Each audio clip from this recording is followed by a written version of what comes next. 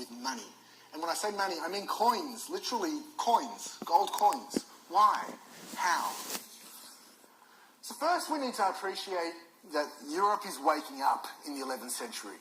What do I mean by that? That between the fall of Rome and the 11th century, we didn't really have much in the way of international trade, much in the way of urbanization. We didn't really have a monetary economy. It was largely trade and simple bartering. So there wasn't really any need for money. Money wasn't really a thing. Coin wasn't really a thing. That starts to change towards the end of the 11th century and certainly through the 12th and the 13th century. The Crusades have opened up this extraordinary trade routes to the east. So all of a sudden Europe has access to not just the Holy Land, but to the east. The great cities of Italy, Pisa. Who's been to Pisa? Yeah? The most extraordinary buildings in the world are all built on Crusader money. Yeah? They're all built as a function of the opening up of trade. That means that we see Christians entering into the Christians beginning to play a role in international trade. What was previously a monopoly held by the Jews, now Christians start to displace them. We have the rise of guilds in the towns, which the Jews are excluded from. So, shoemakers, all shoemakers are together, and to be a shoemaker in Caulfield, you have to belong to the Shoemaker Guild, and the Shoemaker Guild requires you to swear an oath of allegiance to the shoemaker saint, and that saint is a Christian, so therefore the Jews, of course, can't be a part of that guild, and therefore the Jews aren't allowed to work as shoemakers, and so on and so forth, and that multiplies in all the professions. And so Jews are progressively driven out of the role of merchant. There's only one job, largely, which is left to them. Remember, Jews have been kicked off, Jews have been prevented from working the land going back hundreds of years, yes? Under the Theodosian law code, can't own slaves and so on. They couldn't work in public office. We saw that going back hundreds of years. The one role that was left for them, the role of merchant, is now largely taken away from them, leaving one role, really, the role of financer, the role of bank. Why? It's a function of a very bizarre set of circumstances.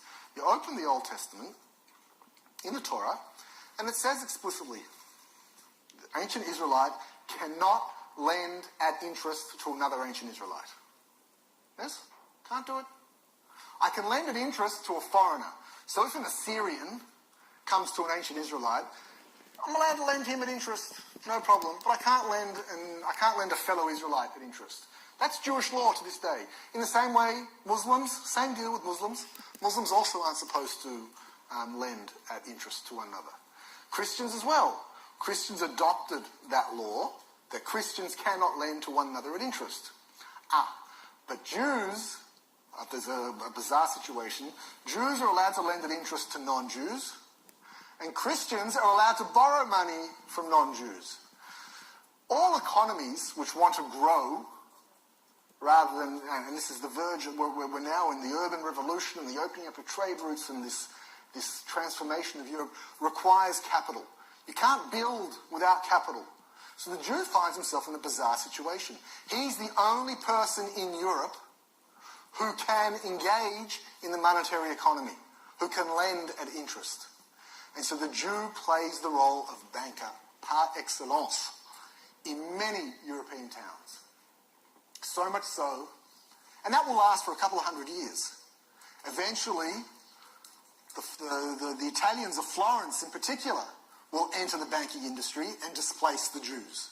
So it really only lasts for a couple hundred years, this Jewish monopoly on banking. Eventually the Florentine bankers will come in, and the Jews will no longer do that. But for a while, banking is identified entirely with the Jews. Look at that statement by Bernard of Clairvaux, very important Christian monk. Did we encounter Bernard yet? Have we spoken about Bernard? We may have, can't remember.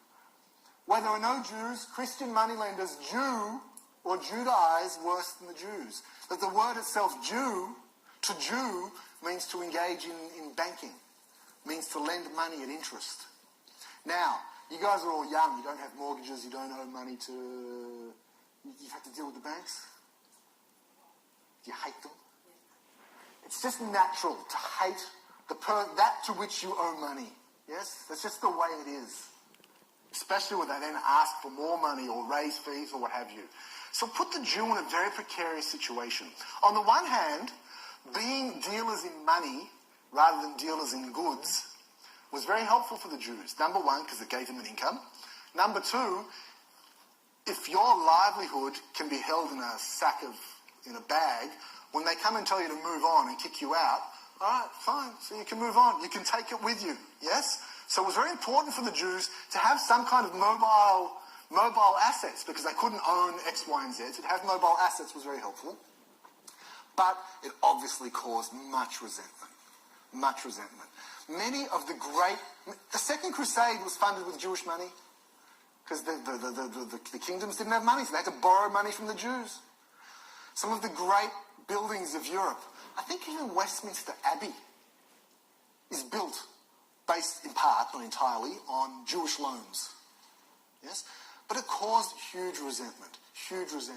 And we have numerous examples, and you'll probably see this in your essays, numerous examples.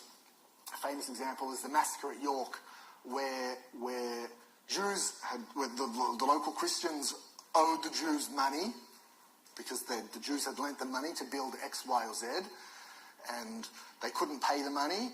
So rather than paying back the money, what's a better thing to do? Either kill the Jews or expel the Jews.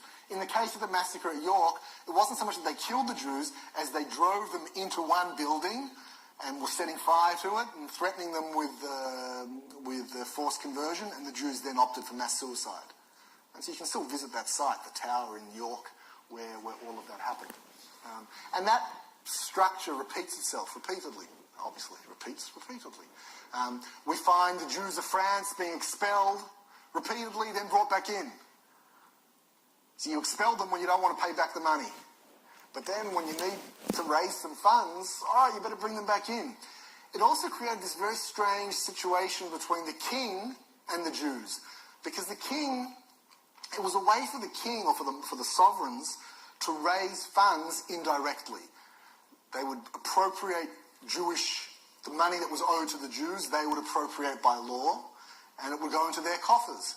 And so the Jews, knowing that this could always happen, would charge high interest rates, yes, because they knew the money could be seized at any moment, and so on. So it created this very, very, this vicious cycle. So very much a double-edged sword. Yeah, covered most of that.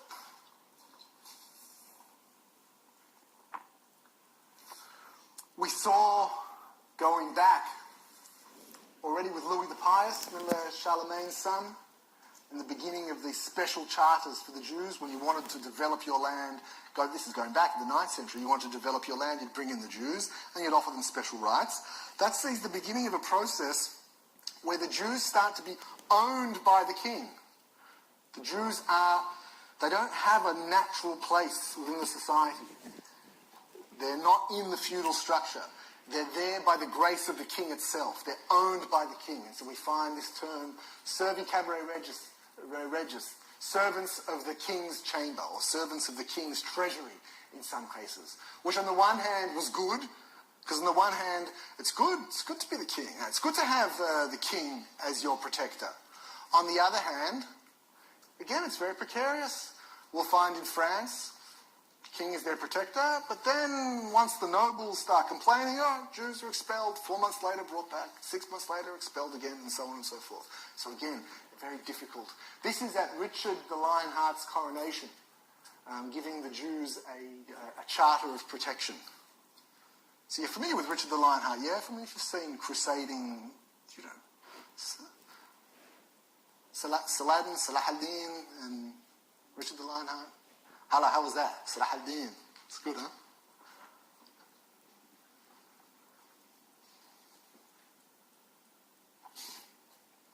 So we've seen images of the badge, yes, and Jews having to wear distinctive clothing. This happens in this period, the Fourth Lateran Council.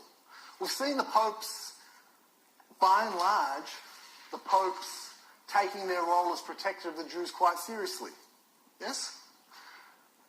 But papal policy ebbed and flowed, or waned and waxed, or whatever words one wants to use. It shifted, sometimes more harsh, sometimes less harsh. In fact, this is an aside which we won't explore, but in the mid-12th century, a Jewish convert, that is a convert from Judaism to Christianity, became pope. Anacletus. His grandfather was a Jew. Crazy. But that's not relevant, but just interesting. But this is the Fourth Lateran Council, and it's here that the decree to wear distinctive markings happens. Sitting next to Yasmin is Coda. Some prophet says a difference in dresses, which is the Jews before. Saracens? Who are Saracens? Muslims, yep.